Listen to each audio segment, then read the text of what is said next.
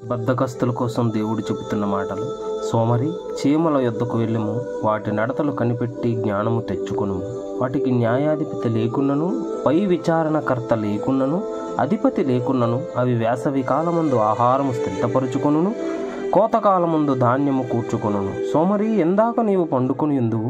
ఎప్పుడు నిద్రలేచెదవు? ఇంకా కొంచెము నిద్రించదనని, కొంచెము కునుకెదనని, కొంచెము సేపు చేతులు ముడుచుకొని పరుండెదనని నీ వనుచుందు. అందుచేత దోపిడిగాడు వచ్చినట్లు దారిద్రము నీ యొద్దకు వచ్చును, ఆయుధదారుడు వచ్చినట్టు లేమి నీ యొద్దకు వచ్చును. చీమ చిన్నదే అయినప్పటికీ జ్ఞానంలో దేవుడు దానికి గొప్పగా నిలబెట్టాడు. ఎందుకంటే అది ఎంత చిన్నదైనా దానికి కావలసిన ఆహారాన్ని వర్షాకాలం కోసం సిద్ధం చేసుకొని పోగు చేసుకొని తన కుటుంబం అంతటిని పోషించడానికి ఎప్పుడూ శ్రమిస్తూనే ఉంటుంది.